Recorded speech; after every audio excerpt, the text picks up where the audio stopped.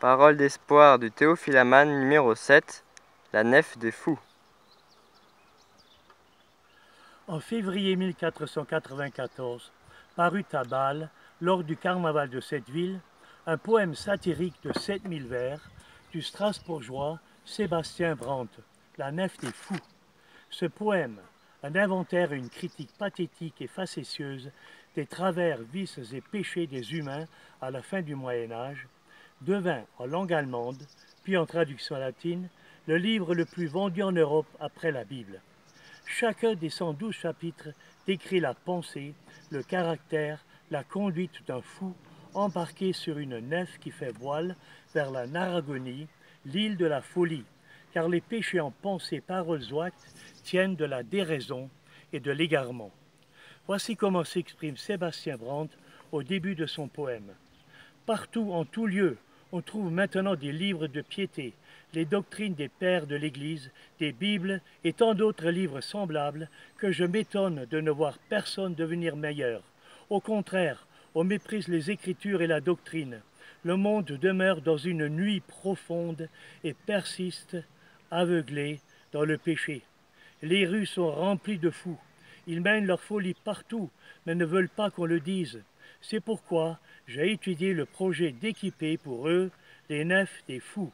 Fin de citation. Sébastien Brandt dénonça avec verve la passion des jeux et autres addictions, la violence, l'astrologie, le manque de droiture, la malhonnêteté, la calomnie, l'avarice, l'adultère et autres péchés qu'il rendit responsables des malheurs de l'humanité. En fait, les gens étaient conscients de leurs péchés, et nombre d'entre eux luttaient pour s'en débarrasser, mais n'y arrivaient pas, ce qui les conduisait au découragement, à l'angoisse et au désespoir. L'Occident médiéval vivait dans un perpétuel sentiment de culpabilité et de condamnation. Il considérait les cataclysmes, qu'on qualifie maintenant de naturels, comme surnaturels, c'est-à-dire comme des jugements de Dieu. Pandémies et guerres suscitaient des angoisses métaphysiques et eschatologiques.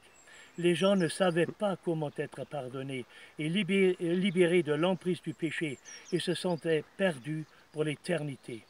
Ils ne cherchaient plus de solution auprès du clergé catholique, ayant perdu confiance depuis longtemps en ses représentants discrédités par les scandales et corrompus par le luxe et la luxure. Les papes atteignirent les sommets de l'immoralité. Alexandre VI Borgia, pape de 1492 à 1503, en choisissant ce nom, il se déclara de fait comme le successeur de l'antipape Alexandre V, qui fut empoisonné par celui qui devait son successeur dans la série des antipapes, Jean XXIII.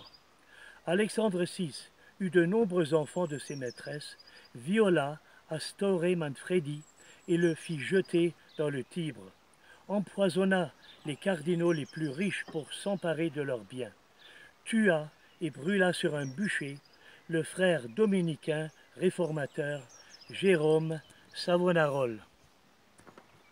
Sans parler de la nuit orgiaque du 31 octobre 1501. Il est accusé d'avoir fait un pacte avec le diable. Pie III fut intronisé le 8 octobre 1503 et mourut 10 jours plus tard, officiellement de la goutte. Le pape soldat, Jules II, pape de 1503 à 1513, fut non moins immoral. Il eut plusieurs filles, contracta la syphilis, il usa et mésusa de la simonie des indulgences. La réponse vint de Dieu. En 1517, le théologien Martin Luther, né en 1483 et mort en 1546, afficha sur les portes du château de Wittenberg ses 95 thèses, dans lesquelles il dénonça, plutôt avec modération, le trafic des indulgences. Il découvrit dans les Saintes Écritures, premièrement, que le pardon des péchés, le don du Saint-Esprit, la vie éternelle, s'obtiennent non par des œuvres méritoires ou des rites religieux, mais par la foi en Christ, mort et ressuscité pour nos péchés. Deuxièmement, que la parole de Dieu est divinement inspirée et que son autorité est au-dessus de celle du clergé et de l'Église. Troisièmement, que l'Église de Christ, l'épouse de Christ, n'est pas une institution humaine visible, mais c'est l'ensemble de tous ceux qui sont sauvés et graciés.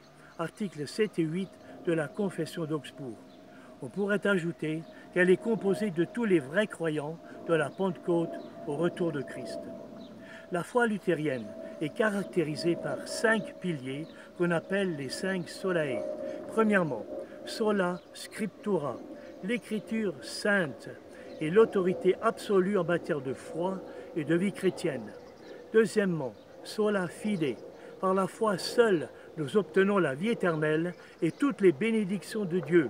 Troisièmement, sola gratia, nous sommes sauvés et bénis par grâce et non par notre mérite ou par des pratiques religieuses. C'est cette grâce qui me réconcilie avec moi-même, avec les autres, avec le monde, la nature et avec Dieu, a dit Paul Tillich. Quatrièmement, solus Christus, Jésus seul est sauveur et rédempteur. Il est le seul intermédiaire entre Dieu et les hommes. Il est le chemin, la vérité et la vie. Cinquièmement, soli Deo gloria, à Dieu seul la gloire. Tout culte rendu à un être humain, vivant ou mort, à un objet, à un symbole sacré ou non, est un culte idolâtre.